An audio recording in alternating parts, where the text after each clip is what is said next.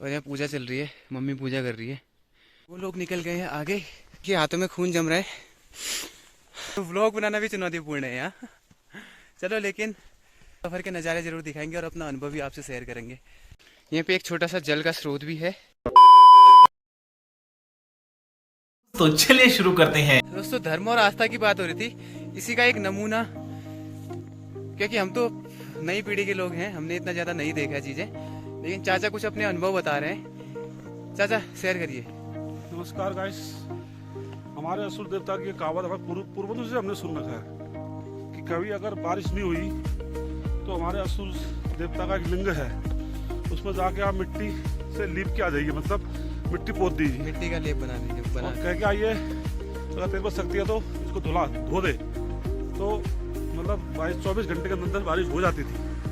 ऐसा हमारे पूर्वज बोलते थे, तो आज भी वो रीति है। और अगर बारिश ज्यादा हो गई, आंधी तूफान वाली, अगर आंधी तूफान आ रहा है तो हमारे एक देवता है कमरनाथ देवता। भाई जैसे बहुत समय तक बारिश, मतलब ज्यादा अतिवृष्टि हो गई तो उससे बचने के लिए लास्ट पहाड़ में स्थित है वो, देवताओं का सहारा दिया जाता था हमारे कमर की तरफ। हाँ, हमारे कमरनाथ देवता तो कहते थे कि अगर ज्यादा आंधी तूफान आ गया तो उसको आवाज लगाते थे, ये कमरनाथ इसको रोक, तो ऊपर वाले कृपा से, कमरनाथ की कृपा से वो कम हो जाता था। ये मान्यता हमारी है। ऐसे हमारे यहाँ बेताल का मंदिर है गाइस। बेताल के मंदिर में जैसे कोई भी अगर रोग किसी को भी कोई रोग से कोई व्याप्त है, या कोई गांव में अगर इस टाइप की कोई बीमारी आ गई, तो हम बेताल के मंदिर में जाते हैं, वहाँ जाके अरदास लगाते हैं कि हाँ, कि इस चीज़ से हमें छुटकारा दिलाएं, इस रोग से हमें मुक्त करें। ऐसे ही जो पशुधन का देवता माना जाता है, वो कासिन को माना जाता है। कासिन देवता का भी हमारे यहाँ मंदिर है।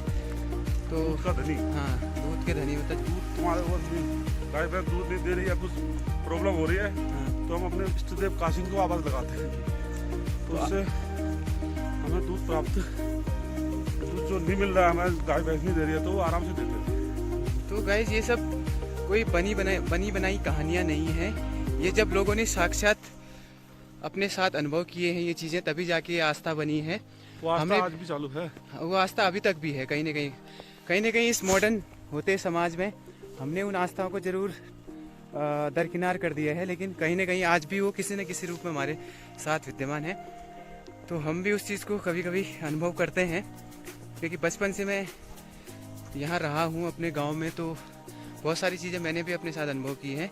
तो आस्था तो कहीं ना कहीं है, चाहे हम कितना भी इसमें बहस कर लें, कितना भी हम विज्ञान पढ़ लें, लेकिन आस्था कहीं ना कहीं है संसार में। इसी आस्था के नाम पे ही संसार टिका है। खत्म हो जाए, जिस दिन संसार में आस्था खत्म होगी, उस दिन समाज की कोई और दशा और दिशा होगी, मुझे ऐसा लगता है। गाइस, लगभग 2 किलोमीटर का सफर हम तय कर चुके हैं।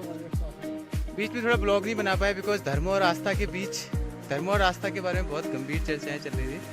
अपने अपने अनुभव सब लोग शेयर कर रहे थे, जो भी समाज में जो भी अच्छी चीज़ें और कुरीतियाँ हैं उन पे डिस्कशन हो रहा था, और जो परिवर्तन जरूरी होते हैं समाज में, जो करने जरूरी है, उसके बारे में चर्चा हो रही थी। खैर, डिस्कस करना हमारा काम है, बाकी तो अपने हिसाब से चीज़ें चलती हैं। खैर, 2 किलोमीटर ऊपर पहुँच चुके हम। धूप भी पहाड़ पे थोड़ा चटक खिलने लगी है। यहाँ तो अभी नहीं पहुँची है। थोड़ा यहाँ का नज़ारा दिखाते हैं कैसा मौसम है। ठंड जरूर है, लेकिन जैसे जैसे हम ऊपर चढ़ रहे हैं तो शरीर में थोड़ा गर्मी पैदा हो रही, तो अभी थोड़ा राहत है। पसीना भी हो रहा है अंदर से। तो गाइस, ये बैग भी उठा रखा है, अब तो भारी हो रहा है बहुत ज़्यादा। आपको दिखाते हैं, ये देखो, जैसे जैसे ऊपर पहाड़ी पर हम चढ़ रहे हैं, वैसे वैसे टेम्परेचर ज़्यादा बढ़ रहा है, और यहाँ का हाल आप देख सकते हैं नज़ारों से। गाइस, यहाँ पाला थोड़ा ज़्यादा पड़ रहा है, ऐसा प्रतीत होता है जैसे बर्फ़ पड़ी हो। ये देखिए, लेकिन ये बर्फ़ नहीं है, ये पाला है, और ये ठंड का कारण है इधर, इसलिए वजह से टेम्परेचर थोड़ा डाउन है इधर। जब सूखी ठंड होती है तो ये पाला पड़ता है, अगर बारिश हो जाती तो फिर बर्फ़ के आसार होते, बट इस बार बारिश नहीं हुई है बिल्कुल भी, तो सूखी ठंड पड़ रही है, तो इसलिए पाला ज़्यादा गिर रहा है। आप देख सकते हैं पहाड़ में सुंदर चटक धूप खिल गई है। पहाड़ की चोटियाँ, हिमालय की चोटियाँ आप साफ देख सकते हैं बिल्कुल। ऊपर से कुछ वाइड व्यू आप दिखा पाऊँगा मैं आपको। फ़िलहाल चलते हैं। हमारे साथी आगे बढ़ चुके हैं, मैं थोड़ा पीछे रह गया, उनको कवर करने की कोशिश रहेगी। एक ऐसे स्थान पे आके रुके हम जहाँ पे ऐसी मान्यता है कि जहाँ जिस मंदिर पर हम जा रहे हैं, ध्वज मंदिर, जयंती माता का मंदिर, वो मंदिर तो भले ऊपर है, लेकिन ऐसी मान्यता है कि जो असल में जयंती माता का वास है वो इसी पहाड़ी के पीछे कहीं है, ऐसा हमारे पूर्वजों का कहना है। ये इसके पीछे आप जो पहाड़ देख पा रहे हैं, क्लियर तो विजिबल नहीं है, जंगल के पार जो पहाड़ है वहाँ जयंती माता का वास है। वहाँ कहते हैं कि मंदिर भी है, फिलहाल वहाँ तो अभी मैं गया नहीं, बट लोग वहाँ भी पूजा करने चाहते हैं। तो यहीं से कुछ हम जो भी है अपनी श्रद्धा के रूप में जो भी फूल या चावल, अक्षत जो भी जो भी हैं वो चढ़ाते हैं हम यहाँ पे उस जयंती माता के नाम। तो ऐसा मानना है कि जो प्राचीन जो मंदिर है, जयंती का असली वास है, जयंती माता का असली वास है, वो इस पहाड़ी के पीछे है। बाद में वो शिफ्ट होके किन्हीं कारणों से, हो सकता है वो स्थान दुर्गम हो या कुछ चीज़ें रही हों, तो उसकी वजह से वो मंदिर शिफ्ट कर दिया गया जहाँ पे अभी असल में है। ठीक है बलूच जयंती के पहाड़ में, जयंती माता के पहाड़ में थोड़ा एक्सपीरियंस बताइए कमल जी, कैसा वहाँ का रास्ता है, कैसा मंदिर है, क्या वहाँ भी उसी टाइप का मंदिर है जो हम ध्वज में देखने को जो हमें मिलता है? वहाँ पर जो है प्राकृतिक मंदिर है, एक बड़ी सी चट्टान है जिसमें से लिंग निकले हुए हैं और एक झोपड़ी टाइप की बनी हुई है बांस की। हाँ। और जाने का रास्ता बहुत ही दुर्गम है, आपको कठिन चढ़ाइयाँ, कांटे, आप मतलब पूरा छिल सकते हो वहाँ पे। अच्छा, कमल जी बता रहे हैं कि जो वहाँ का रास्ता है बहुत दुर्गम है, मतलब अगर आप उस रास्ते पे सफ़र करते हैं वहाँ तक पहुँचने के लिए तो बहुत ज़्यादा झाड़ियों, कटीली झाड़ियों से होकर आपको गुजरना पड़ेगा, और रास्ता भी बिल्कुल पक्का रास्ता नहीं, बहुत कच्चा रास्ता, तो बहुत दुर्गम पहाड़ है। हो सकता है इन्हीं वजहों से यहाँ शिफ्ट किया गया हो। बाकी जो हमारे पूर्वज हैं, जो बुद्धिजीवी, जो बुद्धिजन लोग हैं, वो इस बारे में ज़्यादा अपनी राय रख सकते हैं। अगर आप ये ब्लॉग देख रहे हैं तो कृपया कमेंट करके ये पूरी कहानी हमें बताइए, ताकि आने वाली पीढ़ी को भी इन सब बातों की जानकारी हो, और अपने इतिहास, अपने पूर्वजों के इतिहास, अपने धर्म और आस्था के इतिहास के बारे में उनको पता लग सके चीज़ें। तो गाइस, मंदिर के पड़ाव में ये दूसरा रेस्ट हाउस है। ऐसे 2-3 रेस्ट हाउस बीच बीच में बने हैं ताकि इस दुर्गम पहाड़ी को चढ़ते चढ़ते जो श्रद्धालु थक जाते हैं वो कुछ देर विश्राम कर सकें। ये देखिए मंदिर की दीवार, ये जो रेस्ट हाउस की दीवारें हैं, कुछ शालीन और सज्जन लोगों ने इनमें अपने संस्कार दिखा रखे हैं। खैर जो भी है, तो रेस्ट तो अभी करेंगे नहीं, इतनी थकान फिलहाल है नहीं अभी, सफ़र अच्छा जा रहा है। और यहाँ पे एक छोटे छोटे मंदिर और भी हैं, ये भी हमारी आस्था के प्रतीक।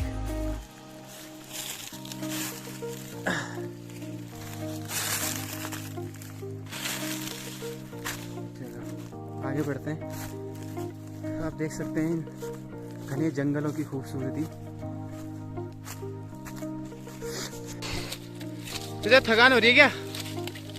हैं? हाँ, सांस जरूर फूल रही है क्योंकि हम चढ़ाई पे। कमल जी कैसा, हाँ थकान अनुभव कर रहे हैं? बस थोड़ा सांस फूल रहे, बिकॉज चढ़ाई पे आते थे ऑक्सीजन लेवल कमी हो जाता है, और खैर ठंडा भी है तो सांस ज़रूर फूल रही है, लेकिन काफ़ी आनंद आ रहा है। सफ़र में चलते चलते चाचा में हमारे जो पूर्वज हैं उनकी कहानियाँ बता रहे हैं,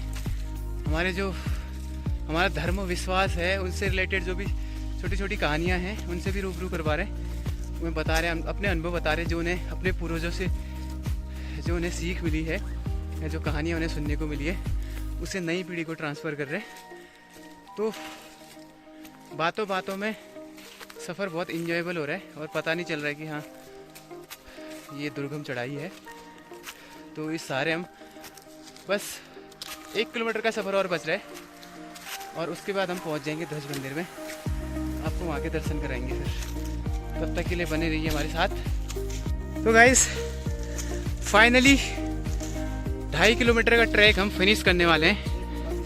हाँ, 1 घंटे 20 मिनट टाइम हमने लिया है अभी तक फ़िलहाल। ध्वज जाने के वैसे 2 रास्ते हैं। अगर पिथौरागढ़ से आप लगभग 15-16 किलोमीटर की डिस्टेंस पे आएंगे तो आपको एक पलेटा नाम की जगह मिलेगी, वहाँ से भी एक ट्रैक है। वहाँ से 3 किलोमीटर एकदम खड़ी चढ़ाई चढ़ने के बाद आपको ध्वज मंदिर देखने को मिलेगा। और पिथौरागढ़ से अगर 20 किलोमीटर 22 किलोमीटर आप आगे आएंगे, यानी कि पलेटा से 5 किलोमीटर अगर पीछे आप आगे आएंगे आप, तो सतगढ़ नाम की एक जगह पड़ती है।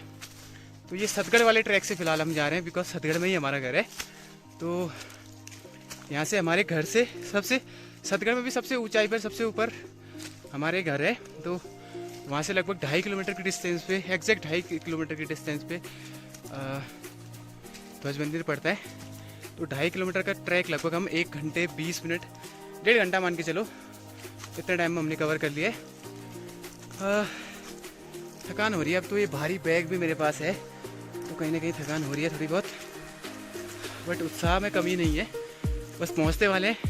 क्या देख रहे हैं, रेलिंग देख रहे हैं, इसको जस्ट पार करने के बाद ही आपको मंदिर का गेट दिख जाएगा, मुश्किल से 100 मीटर की डिस्टेंस पे के बाद। तो चलो मिलते हैं भैया आपको।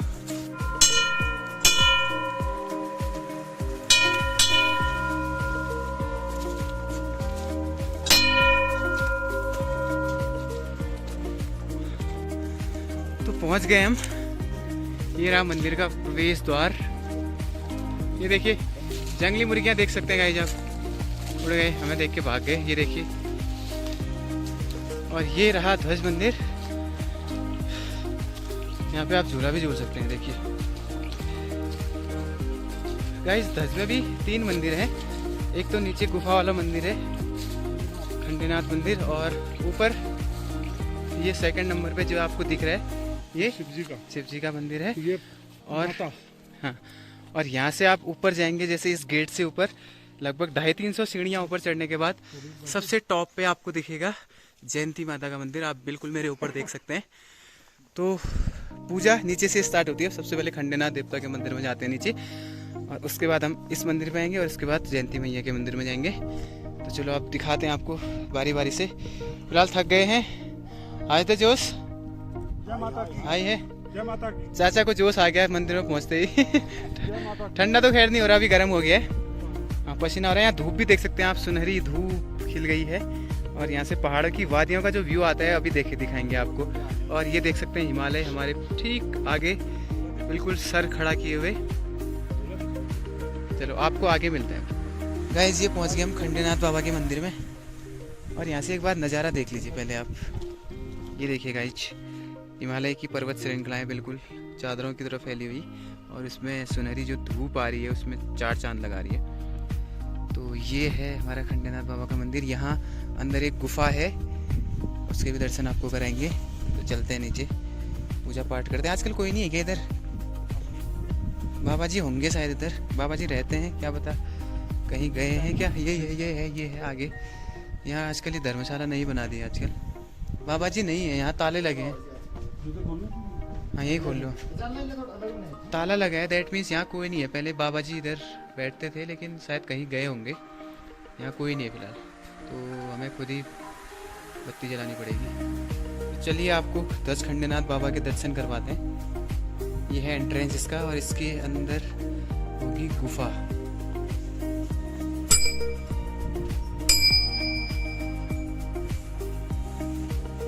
अंधेरा होगा थोड़ा, इसलिए मैंने फ्लैश लाइट जला दी है।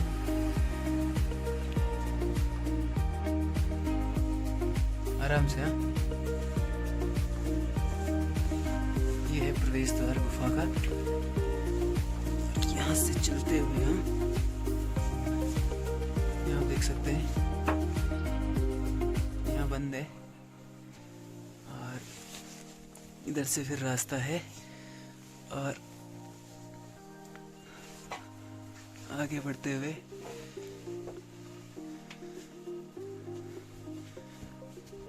ये ध्वज खंडेनाथ बाबा का मंदिर। जय हो।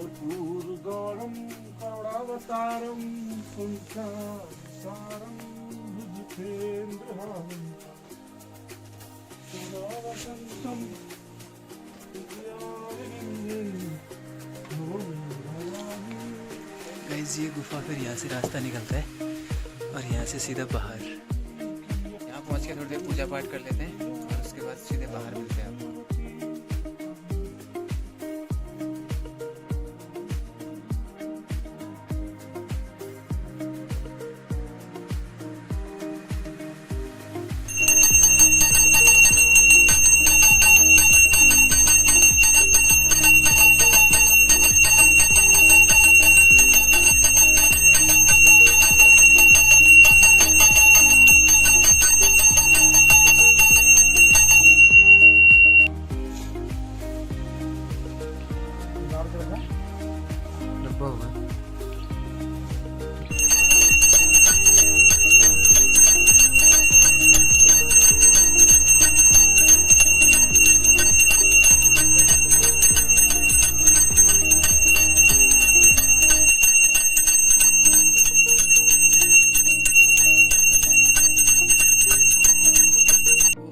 पूजा हो चुकी है, तो अब यहाँ से प्रस्थान करते हैं आराम आराम से। हम उल्टे इसलिए जा रहे हैं बिकॉज ऐसा कहा जाता है कि भगवान के घर से अगर आप जाते हो तो पीठ दिखा के नहीं जाना चाहिए, तो इसीलिए हम बिल्कुल सीधे जा रहे हैं। बचपन से ये चीज़ें हमें सिखाई जाती हैं, ये बचपन से ये सब हमने सीखा है, यही आस्था है। ये एग्जिट गुफा का, और बाहर सुंदर शिवलिंग। जय हो। चलो गाइस, थोड़ा नीचे का व्यू भी आपको दिखा देते हैं यहाँ से।